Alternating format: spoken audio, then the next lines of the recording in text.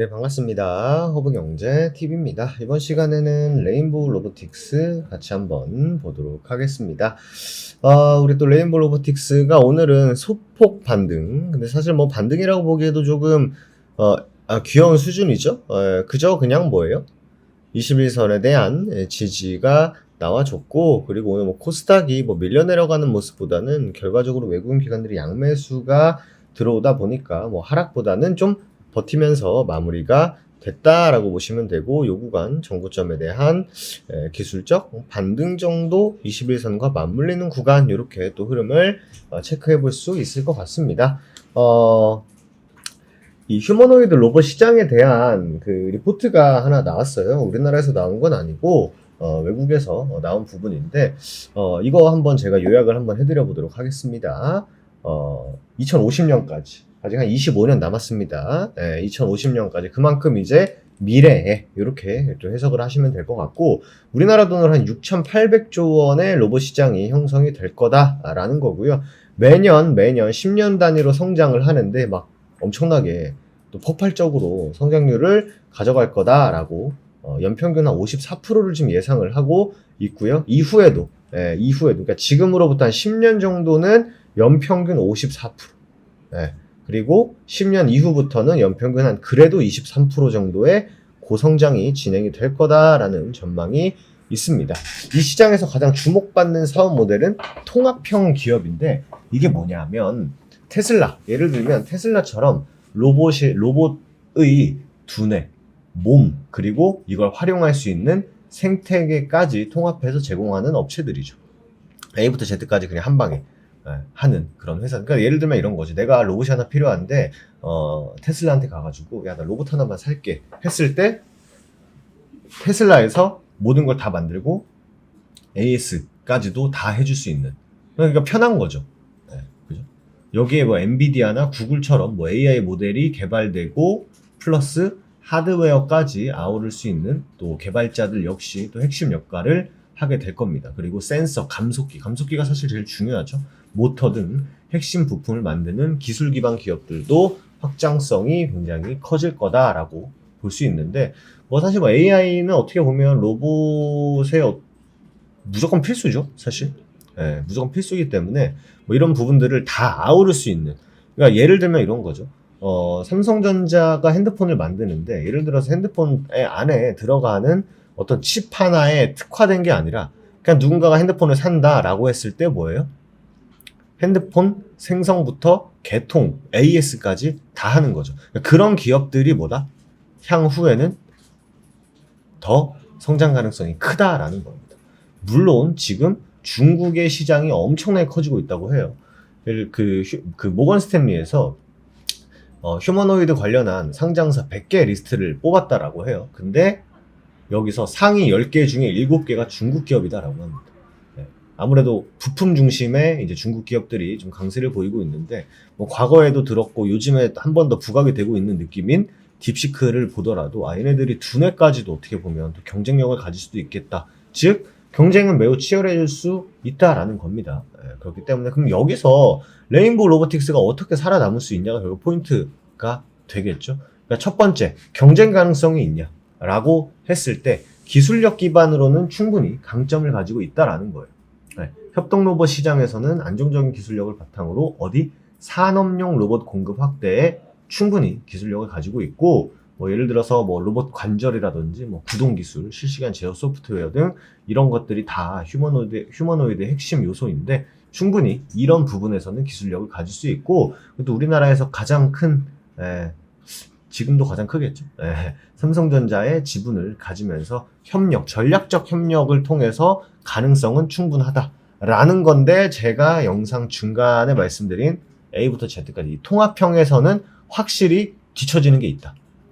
뭐 테슬라, 엔비디아, 구글처럼 AI, 하드웨어, 플랫폼 서비스까지 연결된 풀스택 통합 역량은 좀 부족함이 없지 않아 있어요. 아무래도 레인보우 로보틱스는 아직 뭐 AI 브레인이라든지 뭐 데이터를 다루는 것에는 역량이 좀 제한적이고 외부 의존도 확실히 높습니다. 근데 그러면은 기술력이 압도적으로 좋아야겠죠. 그런데 기술력이 압도적으로 좋다라고 하는 건 상위 100개 중에 100개의 휴머노이드 기업 상장사 중에 상위 10개 중에 7개가 어디 거예요? 중국 거예요. 네.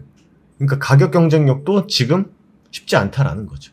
네. 그렇기 때문에 레인보우 로보틱스가 지금 현 상황에서 뭔가 경쟁력을 갖고자 하면은 일단은 지금 상황에서는 어디? 하드웨어 기술에 어떻게 보면은 목을 걸어야 되고, 그런 다음에 AI 브레인이라든지 생산 유통망, 플랫폼 연동 이런 것들은 차근차근 어떻게 보면 레인보우 로보틱스의 숙제다라고 할 수 있겠죠. 그러니까 어떻게 보면 약간 좀 고급화된 부분에 대해서 이제 레인보우 로보틱스가 좀 경쟁력을 가져줘야 되는데, 뭐 기술력으로는 경쟁력이 있다 한들 거기서 나아가서 가격 경쟁까지 가질 수 있냐, 뭐 이런 것들이 하나하나 또 풀어가야 되는 레인보우 로보틱스의 숙제지 않을까 생각을 합니다. 그럼에도 불구하고 어떻게 보면 좀 좋게 생각해보면, 좋게 생각해보면 어차피 뒤에서 따라가는 거니까, 뒤에서 따라가는 거니까 격차는 우리나라의 전략이죠. 사실 우리나라가 어떤 산업을 선도하기는 굉장히 어려워요. 그렇게 성장해온 국가도 아니지만, 그러니까 결국 뭐다? 일단 뭐 앞에 가 있는 기업들이 있어요. 앞에 이제 기업들이 가 있다라고 했을 때보다 그거를 최대한 빠르게 따라붙어서 거기서 이제 경쟁을 붙는 그런 또 성장 과정이 있었기 때문에 아마 레인보우 로보틱스도 현재 상황에서는 그런 전략이 좀 유효하지 않을까라는 말씀을 여러분들에게 드릴 수 있을 것 같습니다. 하지만 뭐 우리나라 안에서는 그래도 여전히 또 어떻게 보면 탑급 회사임에는 틀림이 없고, 말씀드린 대로 또 무궁무진한 그런 가능성을 놓고 봤을 때는 우리 레인보우 로보틱스가 앞에서 또 나아갈 수 있는 부분은 더 많이 있지 않을까라는 말씀을 드리도록 하겠습니다. 어떻게 보면 그 쉽지 않은 또 세계 무대에서 경쟁을 해야 되는 또 막중한 책임감도 가지고 있겠죠? 그렇지만 또 잘 해결해 나가리라 의심하지 않고, 뭐 이건 약간 어떻게 보면 좀 너무 먼 얘기입니다만, 이런 것들 하나하나 또 따라잡아 가면서 성장하는 것을 또 보는 것 역시 또 주주들의 하나의 또 어떻게 보면 설렘이자 또 기쁨이지 않을까. 물론 나는 뭐 레인보우 로보틱스가 성장하든지 말든지 나는 상관없고 주가만 올라가면 돼 라고 하실 수도 있겠습니다만, 지금 그런 부분으로 따지기에는 사실 레인보우 로보틱스를 가지고 있는 사람이나 안 가지고 있는 사람이나 그냥 관심은 있다, 근데 레인보우 로보틱스가 대략 뭐 하는 회사인지는 알아 라는 사람들과 크게 다를 바가 없어지는 거예요. 사실 크게 다를 바가 없어지는 겁니다. 그렇기 때문에 내가 진짜 어느 정도 레인보우 로보틱스를 투자 관점으로 보고 있다라고 했을 때는 이런 부분들 또한 또 체크를 해볼 것이고, 그런 다음에 뭔가 한 스텝 한 스텝 따라가는 흐름을 레인보우 로보틱스가 보인다라고 했을 때는 그 이후에는 충분히 세계 시장에서도 경쟁력을 갖출 수 있지 않을까라는 말씀을 여러분들에게 드리고 싶습니다. 영상 초반에 말씀드린 대로 뭐 가격 구간이라든지 캔들 이런 것들은 오늘 뭐 특별함은 사실 크게 없었습니다. 어제 바이오 종목들이 좀 과대 낙폭을 보여주고 오늘 좀 회복을 해주고, 그리고 오늘은 아무래도 뭐 조선 방산주도 실적 나오고 변동성 보여주고, 오후장에는 뭐 국민의힘 뭐 후보 선출 이 정도의 이슈가 있다 보니까 시장에서 와, 이 업종 굉장히 좋다 뭐 이런 거보다는 약간 좀 각계급파의 느낌이 좀 있었죠. 그래서 뭔가 주도 업종 이런 것보다는 그냥 개별적인 흐름이 좀 많았었던 그런 하루지 않았나 생각을 합니다. 그러던지 말던지 저희 홍대TV는 오늘 스윙주 한 종목을 편입을 했습니다. 저희가 텔레그램에도 올려드렸습니다만 관세, 뭐 미중 분쟁, 미중 분쟁 또 있대 하지만 3주 내내 올랐어요, 시장. 결국 주식도 마찬가지고 시장도 마찬가지고 결국 뭐예요? 이런 불확실성, 위험, 리스크를 등에 업고 움직입니다. 그렇기 때문에 우리가 알고 있는 악재는 더 이상 악재로 작용하기 어렵다라는 걸 최근에도 또 한 번 볼 수 있었고요.